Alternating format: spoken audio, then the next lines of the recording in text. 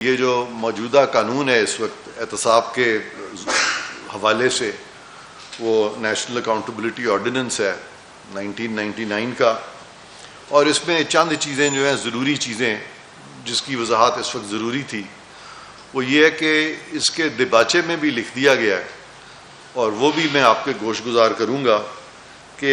یہ کہا گیا ہے اس کے دیباچے میں، کوئی 3-4 جگہ پہ کہا گیا ہے کہ there is an emergent need, there is grave and urgent need, پھر کہا گیا کہ دیر از این امیمنٹ نیڈ، اور پھر ارجنٹ نیڈ، اور ان وجوہات کی بنا پہ یہ قانون جو ہے اس کا نفاذ کیا گیا، اور کوشش یہی تھی کہ ایک افیکٹو میکنزم بنے جس سے کہ جو لوٹی ہوئی دولت ہے ملک کی اس کو واپس لایا جا سکے۔ اس سے پہلے کے جو قوانین تھے وہ اکثر وہ تھے، کبھی سیاستدانوں کے خلاف قوانین آ جاتے تھے، کبھی سیاستدانوں اور بیوروکریٹس کے خلاف آ جاتے تھے، لیکن یہ ایک ایسا قانون ہے جو مقصد اس کا صرف یہ نہیں تھا کہ لوگوں کو پروسیکیوٹ کیا جائے، سزا دی جائے، بلکہ کوشش یہ تھی کہ جن لوگوں کا پیسہ یا جو ملک کا پیسہ لوٹ کے لے گئے ہیں اس پیسے کی واپسی ہو۔ اسی لیے میں نے آپ کی جو فوکس ہے وہ مبذول کرایا اس کے دیباچے کی طرف۔ اب اس میں ایک بہت اہم بات ہے، اور وہ یہ ہے کہ قومی احتساب آرڈیننس 99 کا جو ہے، اس میں یہ میں آپ کو بتا دوں کہ جو احتساب ہے اکراس دا بورڈ ہے۔ یہ نہیں ہو سکتا کہ کچھ لوگ جو ہیں ان کے خلاف احتساب ہوگا اور باقی لوگ جو ہیں وہ بری الذمہ ہو جائیں گے، تو اس میں کوئی مقدس گائے نہیں ہے، اس کو ہم کہتے ہیں sacred cows. So there are no sacred cows, کوئی مقدس گائے نہیں ہے، اور یہ تمام لوگوں کو اپلائی کرتا ہے۔ اب یہ کن کن کو اپلائی کرتا ہے، کیونکہ آپ نے بعد میں مجھے سوال بھی کرنے ہیں، اس لیے میں وہ ذرا وہ پیرامیٹرز آپ کو بیان کر دوں کہ یہ اپلائی کرتا ہے ہولڈرز آف پبلک آفس کو، اور یہ اپلائی کرتا ہے ان تمام لوگوں کو جو کہ پاکستان کے باشندے ہیں۔ اس میں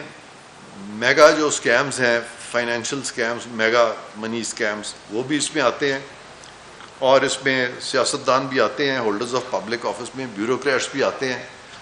لیکن یہ حاضر سروس جو فوجی لوگ ہیں ان کو اپلائی نہیں کرتا، ان کو ایکسپریسلی ایکسکلوڈ کیا گیا اس قانون کے زمرے سے،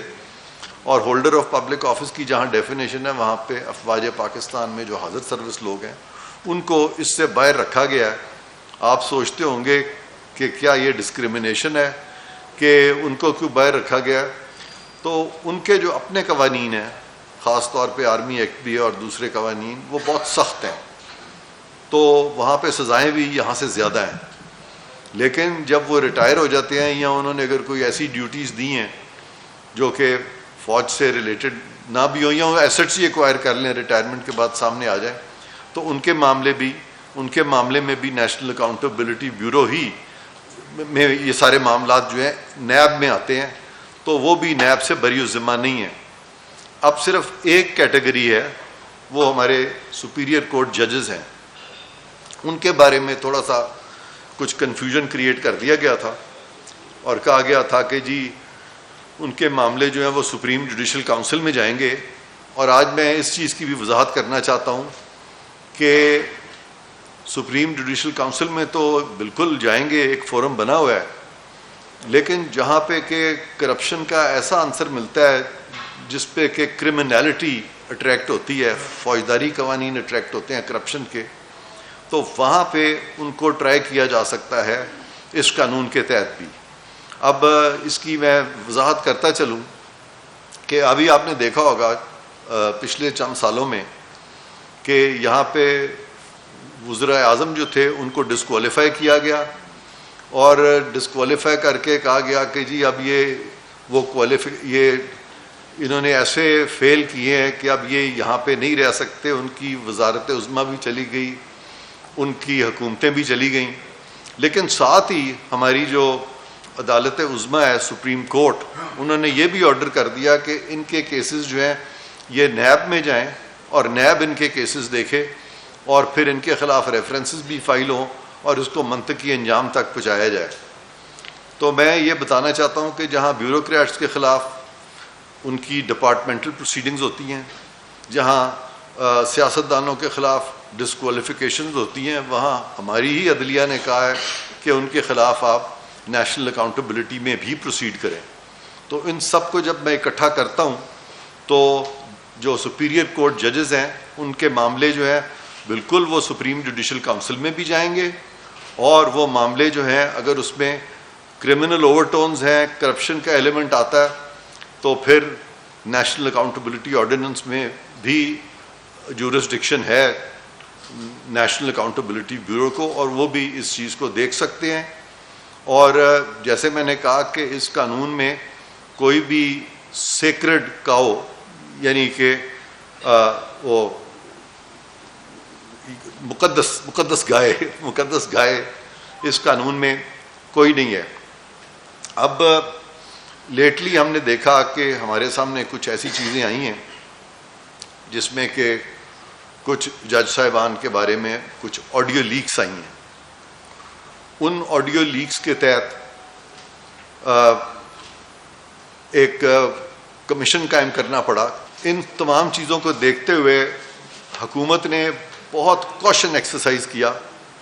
اور ایک کمیشن بنایا, اور کمیشن بھی انہی کے بردر ججز پہ مبنی کمیشن بنایا گیا, اور ان کا یہ نہیں کیا گیا کہ ان کو کوئی ججز کے علاوہ کوئی کمیشن بنتا. اور میں آپ کو بتاؤں کہ ہمارے جب وزرائے اعظم کے خلاف جب فیصلے آئے ڈسکوالیفیکیشن کے, یا اور لوگوں کے خلاف اور طبقوں کے خلاف معاملات آئے, تو یا میرے آپ کے بارے میں عوام الناس کے بارے میں بھی اگر کوئی بات آتی ہے تو کوئی کمیشن نہیں بنایا جاتا, بلکہ سیدھا کہا جاتا ہے کہ اب ان کے کیسز جو ہیں وہ تفتیشی اداروں میں ڈال دیے جائیں. اور بہت سارے ہمارے چیف جسٹسز ماضی میں یہ کہتے رہے ہیں کہ ان کو اریسٹ کر لیا جائے, پکڑ لیا جائے. یہاں تک کہا گیا کہ مجھے یاد ہے کہ ایک وزیر اعظم تھے, ان کے بارے میں ایک بالکل غلط شکایت ہو گئی, فیکٹس بھی وہ صحیح نہیں تھے, اور اس وقت کے چیف جسٹس نے کہہ دیا کہ پرائم منسٹر کو بھی اریسٹ کر لیں. تو خدا را وہ والی زبان حکومت نے کبھی نہیں کہی. جج صاحبان کے خلاف ہم وہ زبان نہ بولیں گے, نہ ان کو ہم بے توقیر ہونے دیں گے. اور اسی لیے یہ جو کمیشن ہے یہ بنایا گیا تھا, اور یہ ایک ان کو ایک اچھی سہولت تھی. سہولت ان کو یہ تھی کہ وہ اپنے آپ کو کمیشن کے سامنے اپنی انوسینس بھی ثابت کر سکتے تھے, اور کمیشن کے سامنے ان کو یہ موقع تھا موقف پیش کریں. اور اگر کمیشن میں رپورٹ فیوریبل آ جاتی تو پھر تو نہ تو معاملہ سپریم جوڈیشل کونسل میں جائے گا, اور نہ ہی فوجداری جو ہمارے ادارے ہیں جو کرپشن وغیرہ سے ڈیل کرتے ہیں ادھر معاملہ جائے گا. تو یہ سہولت جو تھی یہ بھی جج صاحبان کو دی گئی تھی. لیکن افسوس سے کہنا پڑتا ہے کہ باوجود اس ساری سہولت کے جو کہ ان کو دی گئی تھی, ایک اچھا موقع دیا گیا تھا, انہوں نے خود ہی اس کمیشن کو کی پروسیڈنگز کو سٹے کر دیا, اور یہ ایک قانونی طریقہ جو ہے اس کو روک دیا گیا. اور اس میں کچھ ایلیگیشن اس طرح کی بھی آ رہی تھیں کہ اپنی مرضی کے بینچز بنائے جاتے ہیں, اور وہی ہمارے جج صاحبان جو کہ ہم خیال جن کے بارے میں کہا جاتا ہے, انہوں نے اپنی مرضی کا بینچ بنایا, اور پھر یہ جو کمیشن ہے اس کی ورکنگ کو روک دیا. اور سرکار کی یہ بھی کوشش تھی اور پارلیمان کی کوشش تھی کہ ایک جو ایلیگیشن لگ رہی ہے ہماری اعلیٰ عدلیہ پہ کہ وہاں پہ چیف جسٹس صاحب جو ہیں انہوں نے اپنی مرضی کے بینچز بنائے ہیں, تو قانون بنایا گیا practice and procedure act of 2023, supreme court کا پریکٹس اینڈ پروسیجر ایکٹ. اس کے تحت وہاں پہ بھی سپریم کورٹ کو امپاور کیا گیا, اور کوشش یہ تھی کہ اگر یہ اس طرح کی الزام تراشی ہو رہی ہے تو یہ بند ہو جائے, اور چیف جسٹس صاحب پہ کوئی کسی طرح کی انگلی نہ اٹھائے. لیکن پھر افسوس سے کہنا پڑتا ہے کہ انہوں نے خود ہی اپنی مرضی کا ایک اور بینچ بنایا, اور ایک ایسا قانون جو ابھی معرض وجود میں آیا ہی نہیں تھا کہ اس کا جو اطلاق ہے وہ روک دیا, جو کہ وہ نہیں روک سکتے تھے. اور کسی شخص کو ایک پٹیشن جو اس طرح کی آتی ہیں, کسی شخص کو کوئی ایسا فنڈامنٹل رائٹ حاصل نہیں ہے, کوئی بنیادی حق کسی کا نہیں ہے کہ وہ قانون سازی کو روک دے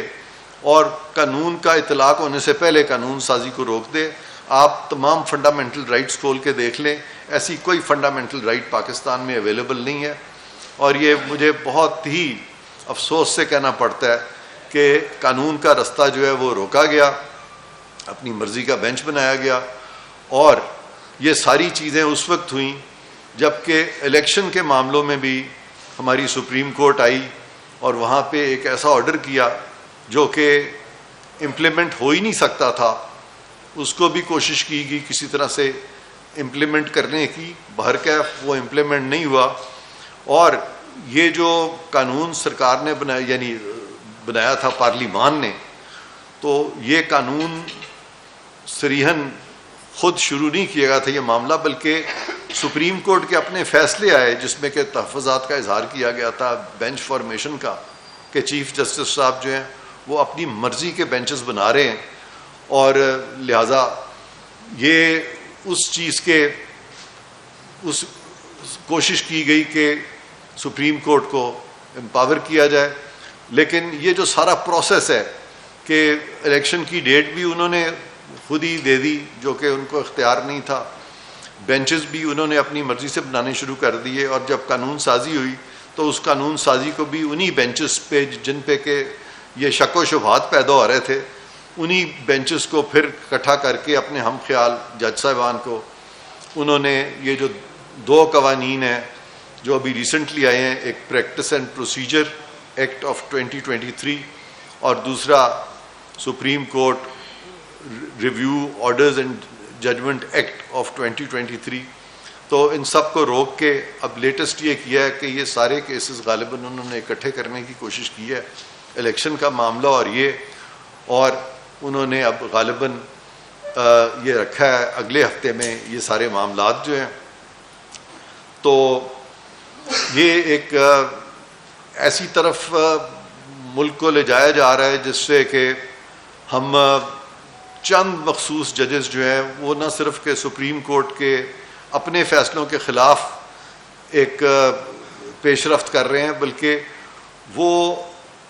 پارلیمان کے قانون کو بھی نہیں مان رہے, اور انہوں نے آئین اور تمام سٹیچوٹس کے خلاف فیصلے دے کے الیکشن میں بھی کوشش کی ہے کہ وہ اپنی مرضی سے الیکشن کرا لیں. اور وہ ساری چیزیں جو ہیں اس کے بارے میں نہ صرف کہ تحفظات ہیں ہم سب کے, بلکہ وہ قانونی, آئینی اور منطقی اعتبار سے بھی غلط ہیں. تو ایک تو میں نے آپ سے یہ ذکر کرنا تھا آج, اور دوسری جو اہم چیز ہے جو میں آپ سے آج ڈسکس کرنا چاہ رہا ہوں وہ یہ ہے کہ ہمیں کچھ بریک تھرو ملا ہے کچھ کیسز میں بھی, اور اس میں وہ جو کیس تھا القادر ٹرسٹ کا, وہاں پہ بھی کچھ شواہد جو ہیں ہمارے اب سامنے آئے ہیں لیٹلی, اور وہ بھی میں آپ کے گوش گزار کرتا چلوں. وہ شواہد جو ہیں کہ ہاں اس میں مزید ایویڈنس آیا ہے جہاں پہ کہ بہت ساری اور ایکسپینسو گفٹس جو ہیں جو کہ ہمارے جو وزیر اعظم ہیں ان کی جو فیملی کے لوگ یا ان کے جو دوست احباب ہیں ان کو, سابق وزیر اعظم تو ان کے جو دوست احباب یا ان کے اپنے جو فیملی کے لوگ ہیں ان کو کچھ ڈونیشنز آئیں جو کہ کیش میں تھی, کائنڈ میں تھیں, تو وہ ایویڈنس بھی آیا ہے مزید. اس میں اب جو اماؤنٹس میں نے آپ کو لاسٹ ٹائم بتائے تھے اس میں بھی اضافہ ہو گیا. اور ایک اور بات جو ضروری میں سمجھتا ہوں یہاں پہ آپ سے کرنا چاہتا ہوں وہ یہ ہے کہ وہ جو 190 پاؤنڈ آئے تھے پاکستان کی ریاست کے, اس میں چونکہ وہ انہوں نے یہ کہہ کے لے کے آئے تھے کہ یہ ریاست کے ہیں, جبکہ گئے کسی ایک خاص کمپنی یا فرد واحد کے اکاؤنٹ میں, تو وہاں پہ ٹیکس جو تھا وہ ان کی بہت بڑی ایویژن ہوئی, کیونکہ جو اسٹیٹ آف پاکستان کی مد میں جو باہر سے ریپیٹریشن ہوتی ہے پیسے کی اس پہ ٹیکس سے استثنا ہوتا ہے, لیکن یہاں پہ پیسہ بھی اسٹیٹ کو نہیں ملا